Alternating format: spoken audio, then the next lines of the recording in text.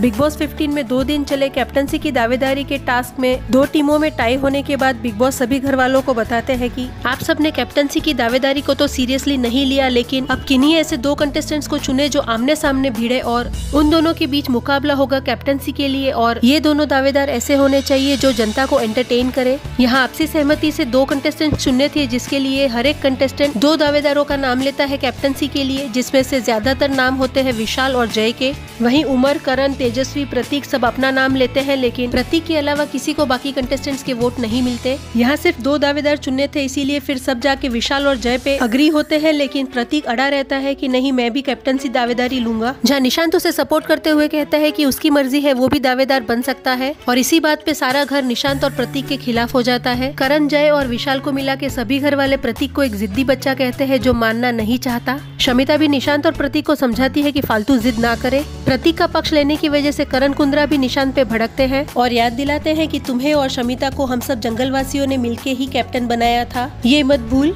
इसी के बाद निशांत और करण में झगड़ा शुरू होता है। वहीं सभी घर वालों के बीच एक बार फिर से वोटिंग की जाती है, जिसमें प्रतीक को कोई वोट नहीं करता और विशाल और जय को सबसे ज्यादा वोट मिलते हैं कैप्टनसी की दावेदारी में खड़े होने के लिए। लेकिन प्रतीक अड़ जाता है कि मेरी आपसी सहमति नहीं होगी और इसी वजह से टास्क रद्द हो सकता है। इसी डिस्कशन के काफी देर चलते बिग बॉस एक बार ब्लाइंड्स खोल के सभी को बताते हैं कि गार्डन एरिया में अच्छा खासा फेंस वाला सेटअप लगाया है 2 दावेदारों के भिड़ने के लिए, जिसे देखने के बाद भी प्रतीक अपनी जिद से नहीं हटते और ये भी कहते हैं कि मेरी वजह से टास्क रद्द हो जाए और सभी को सजा मिले तो मुझे कोई फर्क नहीं पड़ता, जिससे कि घर वाले उसके और खिलाफ हो जाते हैं। इसी डिस्कशन में 2-3 घंटे बीतने के बाद बिग बॉस अनाउंस करते हैं कि चूंकि इतना समय बीतने के बाद भी आप लोग आपसी सहमति से 2 दावेदार नहीं चुन पाए हैं, इसीलिए ये टास्क रद्द होता है। तो व्यूअर्स, 2 दिन टॉर्चर टास्क करने के बाद और 3 घंटे के डिस्कशन के बाद भी इस घर में कोई कैप्टन नहीं बना है। क्या आपको लगता है कि इन सबको वादे के मुताबिक 2 दिन किए टॉर्चर टास्क के बेस्ट परफॉर्मर्स राजीव और अफसाना को ही ये दावेदारी दे देनी चाहिए थी?